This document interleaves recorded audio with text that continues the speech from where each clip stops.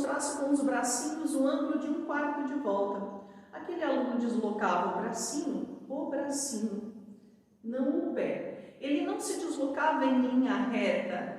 No máximo, ele girava o pezinho no mesmo lugar para mostrar o ângulo de 1/4 de volta, de meia volta ou de uma volta completa. Porque ângulo justamente dá a ideia de giro.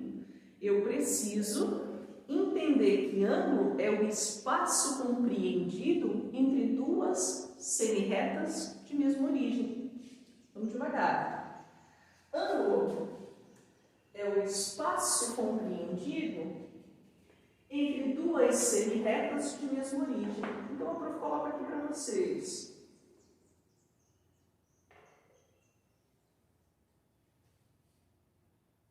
Semirreta é aquele que tem começo e não tem fim.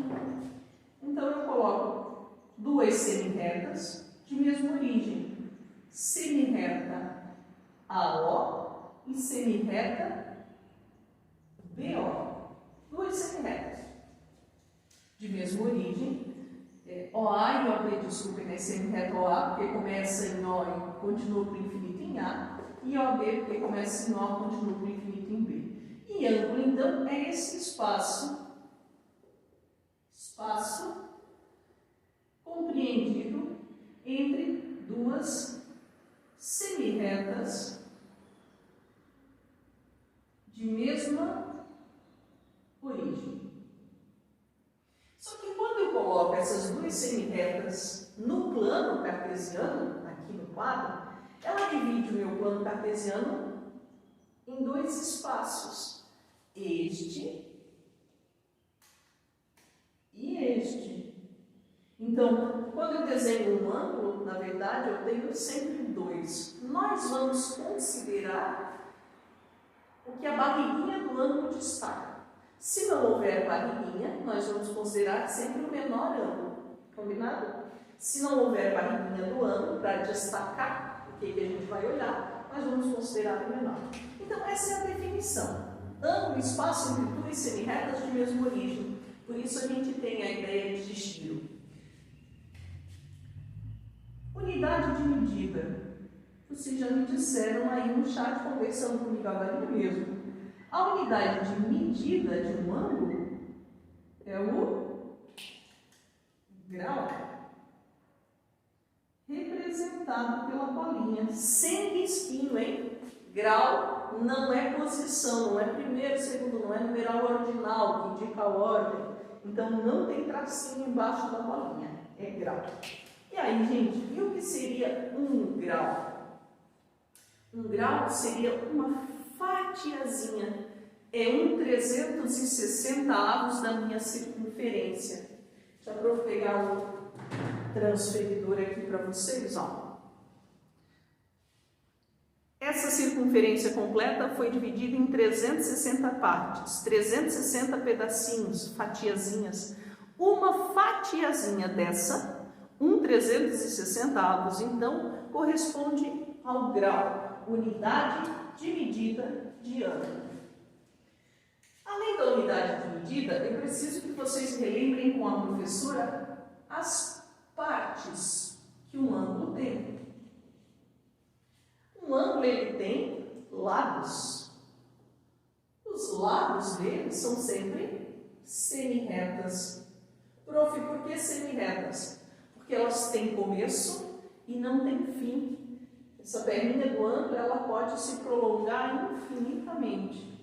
A medida não muda, mas os lados podem se prolongar infinitamente. Então, lados são sempre formados por semirretas. E essas semirretas têm nome.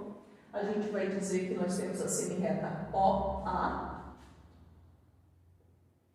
porque começa em O e vai infinitamente para A, e OB, porque mais uma vez começa em O e vai infinitamente para B, né? Continua infinitamente. Além de lados, um ângulo tem também o que a gente chama de vértice. Vértice, pontinho de origem. Lembrem, é o vértice. Ele é uma palavra masculina, então é o vértice, não há chamar vértice. O vértice, nesse caso aqui, vértice é a letrinha representada pelo ponto O, letrinha O aqui. Então, vértice é sempre um ponto. Nesse caso, do desenho que eu coloquei no quadro, representado pela letra O, vértice é sempre um ponto. O que mais que eu tenho sobre ângulos, prof?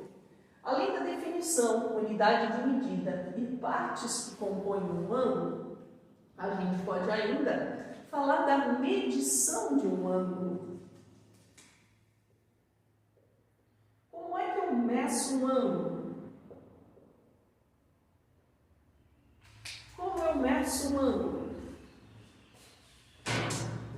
Usando o quê? Régua.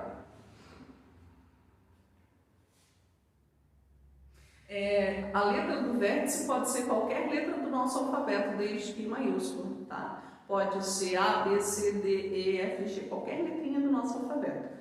A prof colocou O para lembrar de origem. O vértice sempre é a origem do ângulo, é onde inicia, onde nasce o nosso ângulo. Por isso a gente costuma usar a letra O, mas não necessariamente tem que ser sempre, né, o O. Bom, vamos lá. Medição. Como eu meço um ângulo? Com o transferidor, porque ângulo é giro, e aí, como é giro, eu preciso de um instrumento que meça esse giro. Vocês têm com vocês no material um transferidor de 360 ou um transferidor de 180. 360 ou 180. A prof acha o de 180 muito mais fácil de utilizar do que o de 360. Então, se tiverem os dois, utilizem esse, ele é mais simples. Para a gente fazer a medição, vamos lembrar de partes importantes. No transferidor, então eu vou pegar um maior aí, para que vocês enxerguem bem. Eu tenho sempre o ponto, deixa eu mostrar aqui, ó. O centro do meu transferidor é sempre um risquinho com um rebaixo, ou um furinho, ou uma marcação para mostrar o centro do meu transferidor. E por que ele é importante? Porque é esse centro que a gente vai colocar no vértice do ângulo. É esse centro que a gente coloca no vértice do ângulo. Além desse centro, eu tenho importante também a linha do 0 do 180, ó, que vai para os dois lados da minha figura, do meu transferidor. Linha do 0 do 180. Por que essa linha é importante? Porque é essa linha que eu coloco sobre o lado do meu ângulo para fazer a medição. Então, esse centro vai no vértice do ângulo e essa linha vai sobre o lado do meu ângulo para fazer a medição. Estou mostrando aqui no quadro. Centro do transferidor no vértice do ângulo, linha do 0 de 180 sobre o lado, e eu vou fazer a leitura na escala crescente. Todo transferidor tem duas escalas, uma no sentido horário e uma no sentido anti-horário. Eu vou fazer a leitura na que me interessa, naquela que está crescendo. Como o meu ângulo aqui está aberto do lado de lá, eu vou fazer a leitura na escala anti-horário, que começa do 0, 10, 20, 30, vai subindo. Nesse caso aqui, está marcando, neste transferidor, 40 graus. Vou usar o meu maior, para que vocês possam perceber. Centro do transferidor no vértice do ângulo, linha do 0 de 180 sobre um lado, e eu vou fazer a leitura na escala que está crescendo. Nesse caso, na escala anti-horária. E está marcando aqui, opa, deixa eu parar de girar aqui, exatamente 40 graus. Então, esse ângulo é um ângulo de 40 graus. Para eu fazer a medição, então, o que eu preciso? Do centro do transferidor, no vértice do ângulo, da linha do 0 ou do 180 sobre um dos lados. E eu faço a leitura na escala crescente. No ano passado eu fazia vocês virem ao quadro para fazer a medição com o transferidor. Por isso a gente está relembrando. E para aqueles que não viram no ano passado, a gente está explicando devagar como se faz a medição. Preciso também falar, meus queridos, sobre a nomenclatura. Nomenclatura de um ângulo.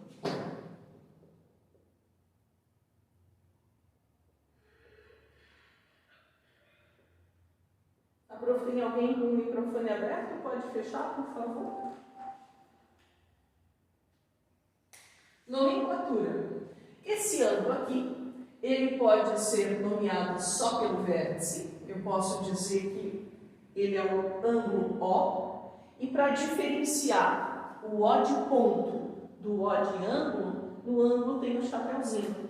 Então, posso chamar esse de ângulo O, ou eu posso chamá-lo de ângulo AOB, usando as letrinhas que estão sobre as semi-retas. AOB. Sendo que o vértice tem que ficar sempre no meio das letrinhas. Poderia também chamá-lo de ângulo BOA. Boa. BOA. Prof, as duas coisas são iguais? São. Vocês escolhem se vão escrever AOB ou BOA. Só lembrem que o vértice tem que estar no meio das letrinhas e indicado com o chapeuzinho aqui para dizer que ele é o vértice. Então, esse é o ângulo O, ou AOB, ou BOA. Eu ainda poderia usar uma letrinha minúscula do nosso alfabeto, Azinho, Bzinho, Czinho, para nomear esse ângulo. E eu teria também que colocar o acento circunflexo. Então, quando eu falo de ângulo, tem que ter acento circunflexo. No vértice, sempre no vértice, ou no ponto que representa o vértice. Gente, tudo isso é matéria vista. Então, a prof está relembrando. Dúvidas até aqui?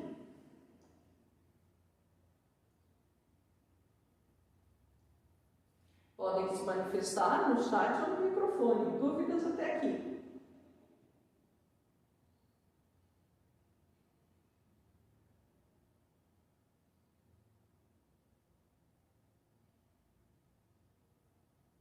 Ok.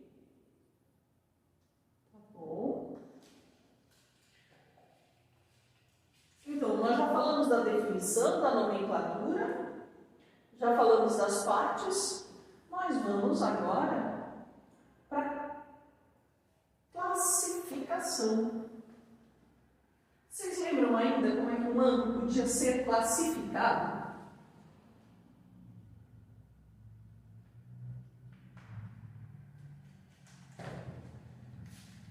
Classificação de ângulos. Classificação. Quando a prof falar classificação de ângulos, o que a cabecinha pensa?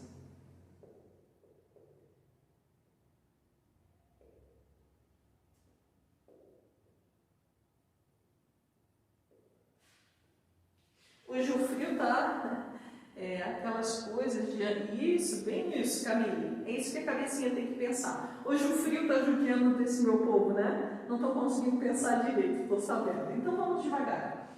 Nós tínhamos visto, no ano passado também, que o ângulo ele poderia ser chamado de ângulo agudo, reto, obtuso, nulo ou pleno de uma volta, de acordo com a medida que ele tem. Então, de acordo com a medida, o ângulo recebe uma classificação. Então, nós dizemos que um ângulo entre 0 e 90 graus, entre 0 e 90, era chamado de ângulo agudo. Ângulo agudo, todo ângulo entre 0 e 90, então a gente diz que ele é menor que 90 graus. Ângulo agudo. E a gente ainda acrescentava um desenhozinho assim ao lado para mostrar para vocês. Isso seria um ângulo agudo. Um ângulo que tivesse exatamente 90 graus era chamado de ângulo reto. Exatamente 90 graus. E aí, nesse ângulo de 90, a gente acrescentou uma simbologia. Aquele quadradinho com a bolinha no meio. Sempre que nós tivéssemos o quadradinho com a bolinha no meio, nós teríamos um ângulo reto de 90 graus. Logo depois, isso aí, logo depois a gente falava de ângulos que têm mais que 90 graus, de 90 até 180 graus. Eram chamados ângulos obtusos. Um ângulo obtuso era aquele que tinha mais que 90 e menos que 180. Maior que 90 graus. E aí a gente colocava também um desenhozinho para ilustrar, para que a gente tivesse mais ou menos noção do que era isso. Isso aí, continuando. Se o nosso ângulo tivesse exatamente 180 graus, ele era chamado de ângulo raso. Igual a 180 graus. E a nossa representação era assim, né? Os coleguinhas ficavam com os braços abertos assim na sala e ainda reclamavam: ai, professora, meu braço está doendo. Porque a prof pedia para ficar muito tempo assim, mostrando 180 graus. Depois, o ângulo poderia ainda ser nulo, ângulo nulo, quando ele tinha exatamente 0 graus. O coleguinha não tirava nem um braço de cima do outro para mostrar, então não tinha barriguinha no ângulo. Olha só como é que ficava a representação desse ângulo nulo. Aqui uma semirreta e a outra semirreta fica sobre esta, sem barriguinha nenhuma. Aqui tem a barriguinha de 180, a barriguinha de obtuso, de reto e de agudo. E aqui no ângulo nulo não tem barriguinha, né? As nossas semirretas não giram aí. E para encerrar, a gente tinha o ângulo pleno, ou de uma volta, ou de uma volta, dependendo da referência bibliográfica que vocês pesquisem, dependendo do livro ou da fonte que vocês pesquisem, ele usa uma definição ou outra para o ângulo de uma volta completa, que é o ângulo de 360 graus. Igual a 360 graus. E a representação é muito parecida com a do ângulo nulo. Deixa eu botar ele aqui. Muito parecida com a do ângulo nulo, só que agora tem barriguinha. Ó. A barriguinha do ângulo para dizer que ele deu um giro completo. Aqui não tem barriga, porque a semirreta não girou. Aqui ela gira, então tem barriga do ângulo. Essas eram as classificações que a gente tinha dos ângulos. Dúvidas? A classificação é em relação às suas medidas. Falamos da definição, falamos das partes do ângulo, falamos da nomenclatura, falamos da medição, da classificação. Então agora a gente parte para a construção de ângulos.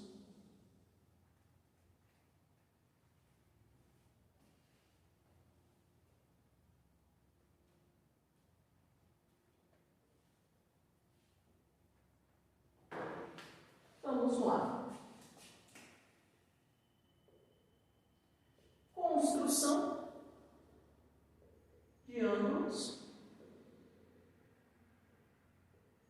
Utilizando, meus queridos, régua e transferidor. Com régua e transferidor. Agora a prof pede que vocês, numa folhinha ou no caderno de matemática, construam um passo a passo comigo. Para construir um ângulo, a prof vai construir um ângulo de 60 graus com vocês no quadro, usando régua e transferidor. A gente vai começar construindo uma reta suporte, aonde o ângulo vai ficar. Então, essa reta a gente chama de reta suporte. É o nosso primeiro passo na construção. Depois dessa reta suporte, vocês marcarão sobre ela o vértice do ângulo.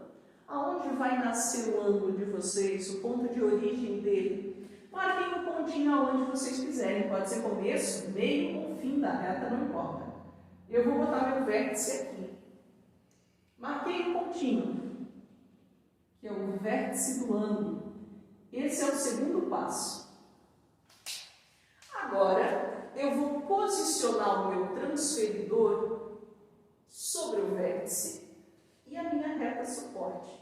Centro do meu transferidor, aquela marcaçãozinha que a prof mostrava ainda há pouco para vocês. Centro do meu transferidor no vértice do ângulo. A linha do zero do 180 tem que ficar sobre a reta suporte, ó.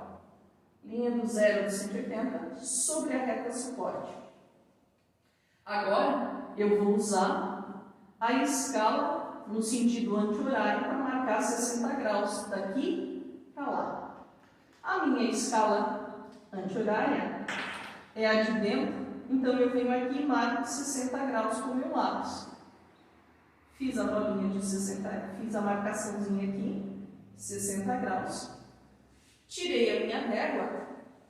Agora eu só vou ligar o vértice nesse pontinho que eu marquei. Aí meu ângulo de 60 graus. Coloco a barriguinha no ângulo, está construído. Para eu finalizar, eu vou botar a setinha nas pontas e vou nomear. Esse vai ser o ângulo D, E, F. D, E, F ou F, E, D. Tanto faz. Então, a prof constrói com vocês mais um ângulo. Agora, de 90 graus. Começo construindo uma reta suporte.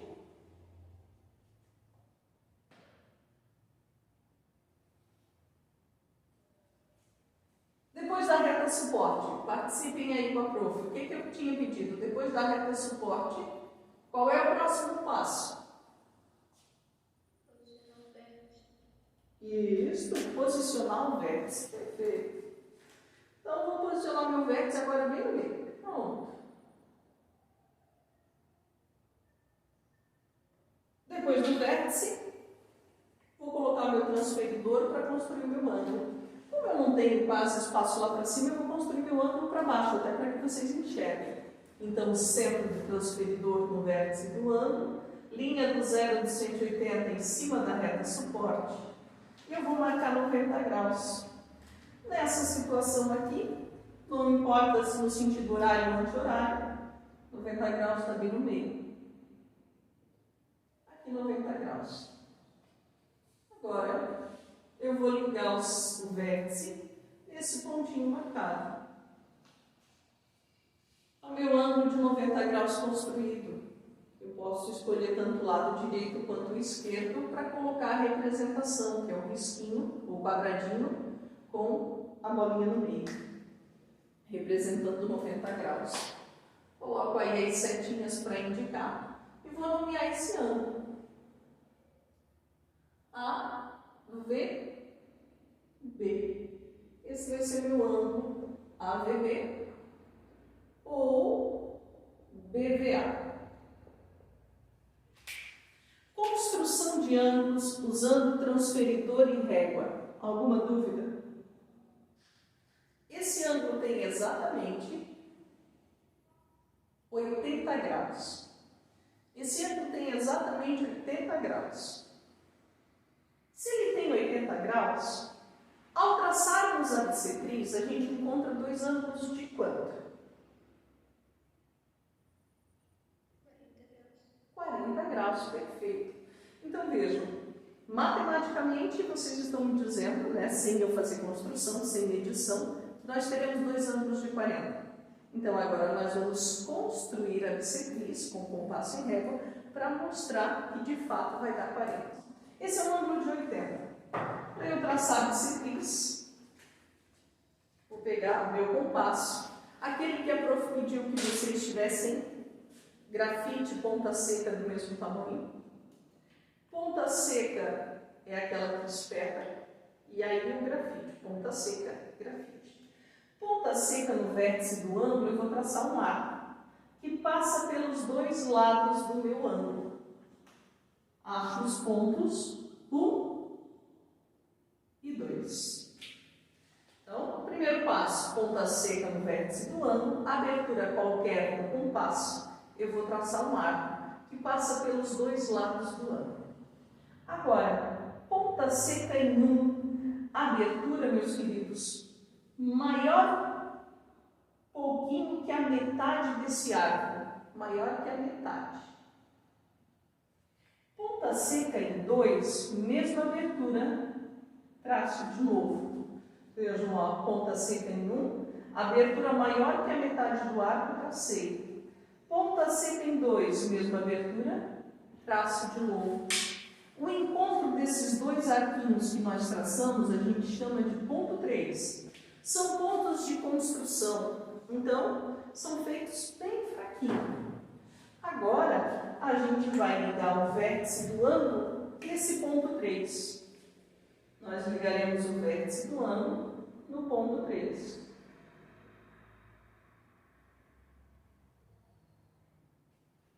Essa linha vermelha que nós acabamos de traçar é a bissetriz do ângulo.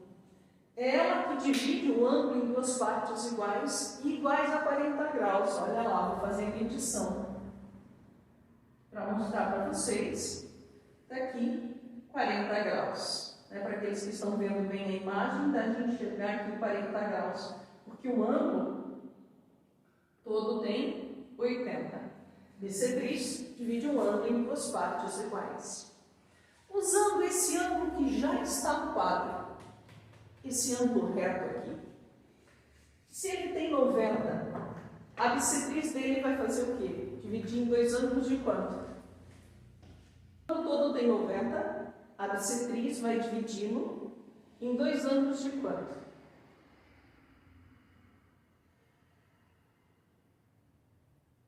Conversem com a prof. Bom dia. 45. Obrigada, Camila. Então, lá vamos nós.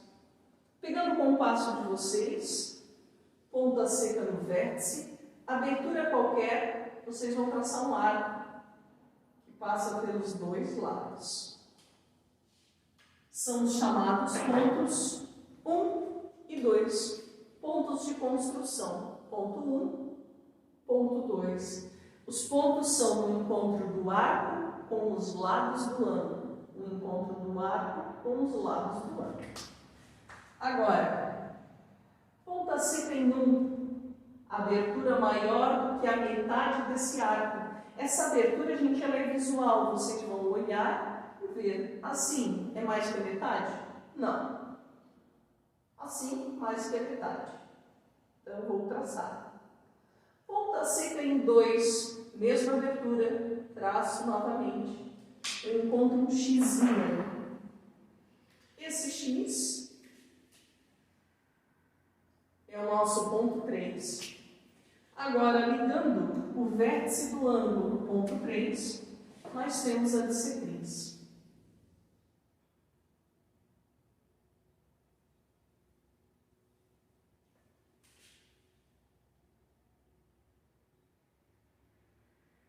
Semirreta, então, que divide o ângulo em duas partes iguais. Dúvidas até aqui?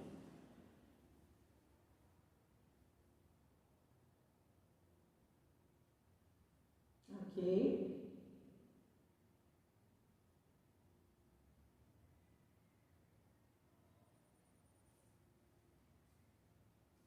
Samuel e Maria Eduarda não têm dúvidas, e os demais? Eu tenho 22 alunos na sala.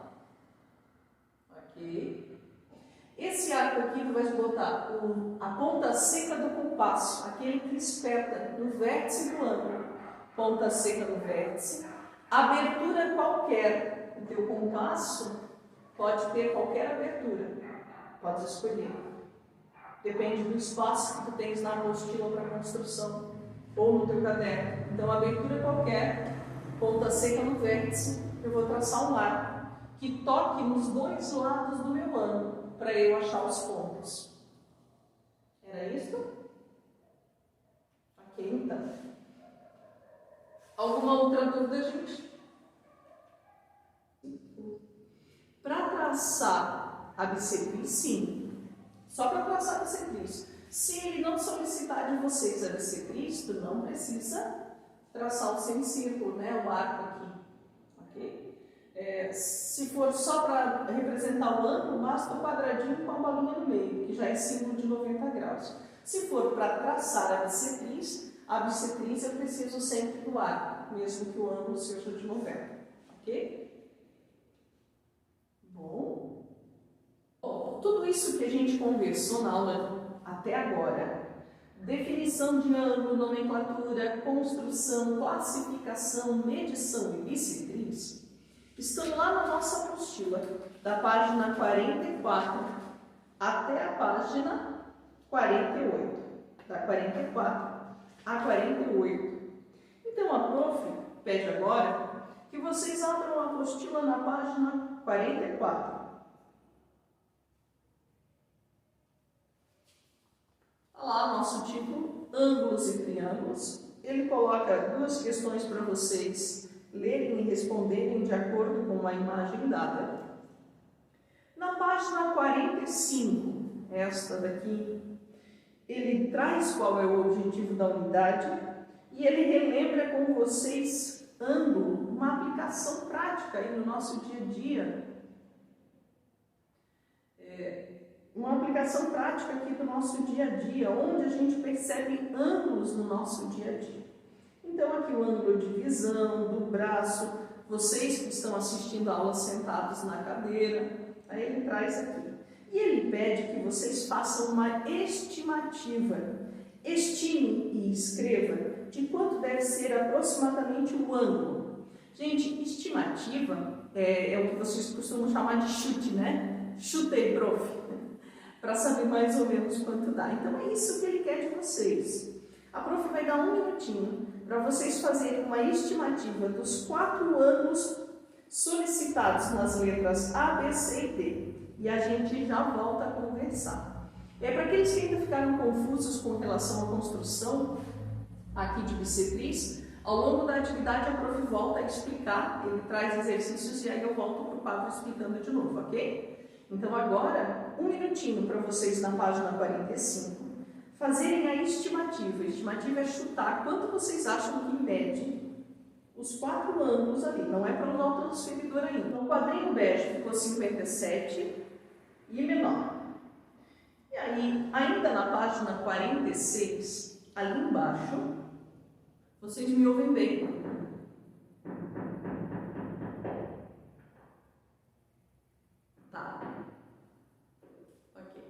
Então, ali embaixo, na página 46, ele trouxe para vocês 2 ângulos desenhados e pede que vocês tracem a bissetriz desses ângulos usando o compasso e régua. Então, o meu povo que estava ainda com dúvida na bissetriz, presta atenção, por favor. Primeiro passo é com o nosso compasso, ponta seca no vértice, nós vamos traçar um arco para achar as linhas de construção. Então, ponta seca no vértice, eu traço um arco. Ponta seca no vértice G, eu vou traçar um arco que passe pelos lados do ângulo.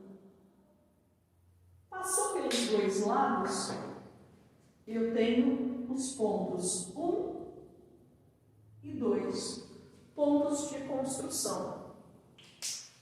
Agora, próximo passo, ponta seca em 1, abertura maior que a metade, e eu vou traçar. Ponta seca em 2, mesma abertura, traço novamente. Fiz o xizinho. Esse xizinho é o nosso ponto 3. Agora, passando por G, por 3, passando por G por 3, eu tenho o que a gente chama de bissetriz do ângulo. Então, queridos, é igual receitinha de bolo. Os passos são sempre os mesmos. A gente não pula passos. Primeiro passo, prof. Ponta seca no vértice, abertura qualquer do meu compasso, e eu vou traçar um arco que passe pelos 2 lados do ângulo. Então, nesse segundo desenho, ponta seca em C, abertura qualquer.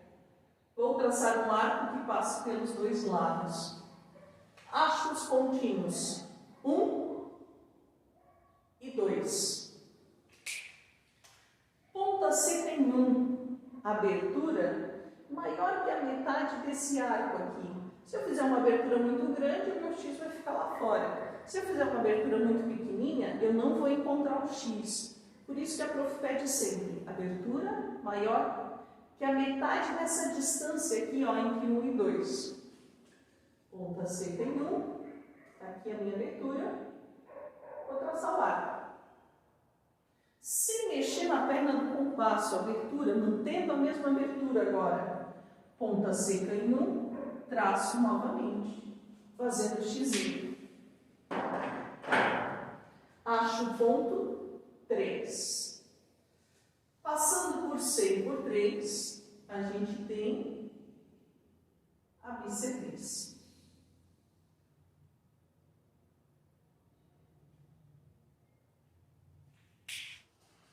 A prof gostaria que vocês fizessem para a próxima aula. Isso que eu expliquei da bissetriz, vocês vão encontrar também passo a passo na página 47 da apostila. Página 47 da apostila, o que eu chamo de pontos 1 e 2, 1, 2 e 3, a apostila chamou de B, C e D. Que a prof aqui no quadro chama de 1, 2, 3, a apostila chamou de B, C e D. Mas ela mostra passo a passo para vocês também como usar o compasso para construir a bissetriz, tá? A prof gostaria que vocês fizessem para a próxima aula, terça-feira, páginas 47 e 48 da nossa apostila. Páginas 47 e 48 da nossa apostila.